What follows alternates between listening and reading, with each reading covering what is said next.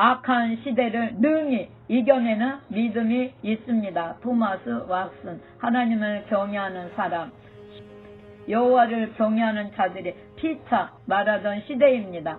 진리의 글은 믿음의 토대입니다. 말라기서 3장 16절에서 17절 말씀은 참으로 거룩하고 고결하고 영광스럽습니다. 말라기 선지자는 제2 성전이 건축된 이후에 살았으며 그와 동시대 인물로는 학개와 스가랴 선지자가 있습니다. 그는 구약 시대에 진리의 나팔을 울린 마지막 선지자였습니다. 말라기 3장 16절과 17절의 내용입니다. 경건한 사람의 성품입니다. 하나님을 경외합니다.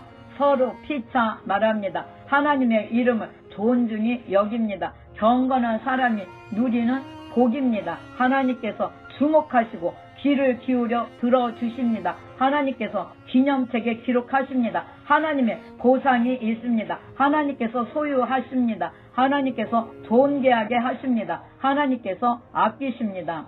이스라엘 백성은 용광로와 같은 시련을 겪고서도 전보다 더욱 악해졌습니다.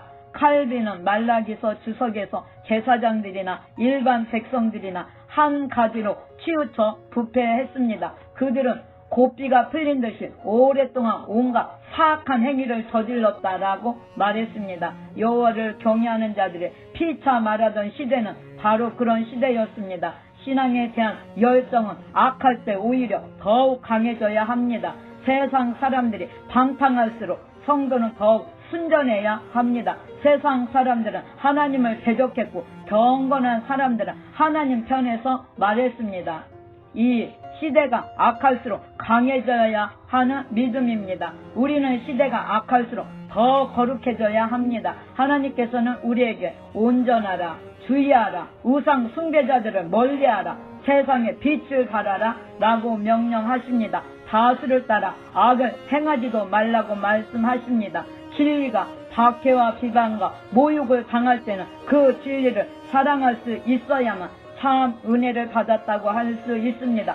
죽은 물고기는 강물 아래로 떠내려 가지만 살아있는 물고기는 세찬 물살을 거슬러 올라갑니다. 마찬가지로 참 은혜를 받은 사람은 악한 시류를 거슬러 올라갑니다. 죄에 순응하며 시대의 유행과 형식에 따라 믿음을 재단에 맞추면서 기독교인임을 자처하는 것은 매우 부끄러운 일입니다. 그런 사람들은 최선의 길을 찾기보다 가장 안전한 길을 찾는 데 초점을 맞춥니다. 그들은 대중의 의견을 숭배하며 순결한 양심보다 안전한 삶을 선택합니다. 뱀은 사람들의 부패한 심성을 부추겨 진리가 아닌 권력을 지향하는 종교를 선택하게 만듭니다. 우리는 부패한 시대에 믿음의 열정 더욱 뜨겁게 불태워야 합니다. 얼음처럼 꽁꽁 얼어붙은 시대에 거룩한 열정을 불어넣어 시류를 거슬러 올라가야 합니다. 세상과 정반대의 길을 가야 합니다. 우리 모두 무성한 가시덤불 속에 피어있는 백합과 장미처럼 살아가십시오. 더러운 오물 속에서도 순수함을 유지하십시오. 짠 바다 물에서도 생명력을 잃지 않는 물고기처럼 연기나는 풀무 속에서 환한 빛을 들이우는 햇불처럼 살아가십시오. 3. 성도의 명예를 지키십시오. 하나님께서는 부패한 세상에서 거룩한 삶을 살아가는 이들을 보시고 크게 기뻐하십니다. 말라기서 3장에 언급된 성도들의 거룩한 모임과 대화에도 깊은 관심을 기울이셨습니다. 음란한 시대에 거룩한 정신을 유지하는 것은 기독교인의 명예입니다. 시대의 불신앙이 깊어질수록 은혜는 더욱 선명히 빛을 발해야 합니다. 암브로시우스는 기독교인은 겨울철에도 푸르름과 신성함을 잃지 않는 심엽수 같을 때가 가장 아름답습니다. 방탕한 시대에 선하게 살아가는 사람의 모습은 아직 믿음이 연약한 새 신자들에게 큰 용기를 주고 그들의 떨리는 무릎을 굳건하게 만들어 줍니다. 경건한 사람의 열정은 햇불처럼 타올라 다른 사람들에게까지 불을 붙여 줍니다. 순교자들의 신앙은 수많은 사람들에게 진리를 사랑하는 열정을 심어 주었습니다.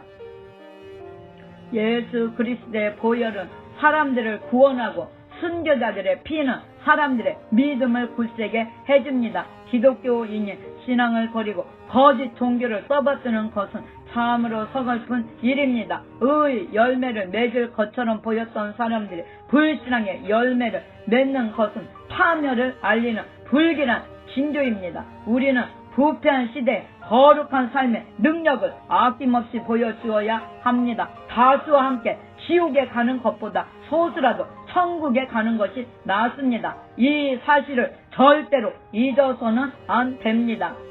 은혜의 열정과 생명력을 유지하는 비결입니다. 마음이 세상을 향하는 것을 경계해야 합니다. 타오르는 불에 흙을 뿌리면 불길이 꺼지듯이 세상은 신앙의 불길을 꺼뜨립니다. 요한일서 2장 15절 이 세상이나 세상에 있는 것들을 사랑치 말라.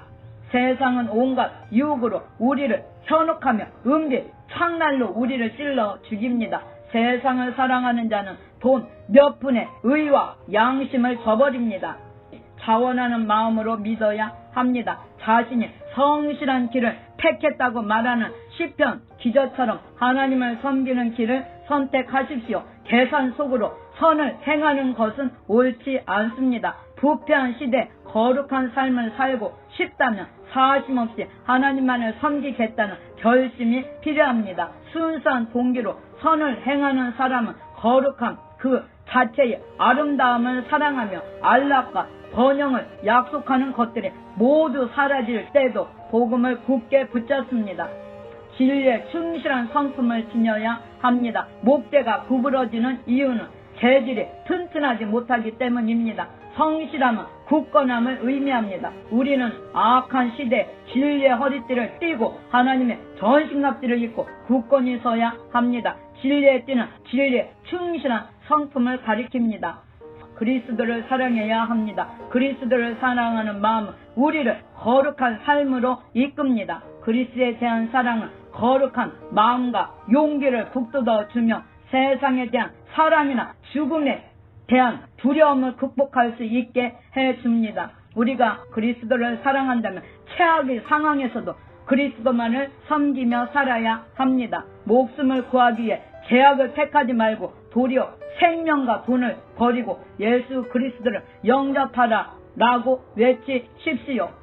악한 자들이 조롱과 비난에 굴하지 않아야 합니다. 하늘의 별들은 곰자리, 용자리와 같은 우스꽝스러운 이름으로 불려도 그 찬란한 빛이 조금도 퇴색하지 않습니다. 비난은 십자가의 작은 파편 조각에 지나지 않습니다. 사람들이 비난 하나 견디지 못한다면 어떻게 십자가의 고난을 견뎌낼 수 있겠는가요? 그리스도 때문에 받는 비난은 영광의 상징이요 하나님의 자녀가 되었다는 징표입니다. 절름발이가 똑바로 걷는 우리를 보고 비웃는다고 해서 발을 절뚝거린다면 그보다 어리석은 일이 어디 있겠는가요? 날마다 새로운 은혜를 구해야 합니다. 습관화된 은혜는 실패할 가능성이 있습니다. 우리에게는 우리를 지탱하고 활기차게 만드는 은혜가 필요합니다. 우리 안에 거하는 은혜뿐만 아니라 우리와 함께 하시는 하나님의 은혜가 필요합니다.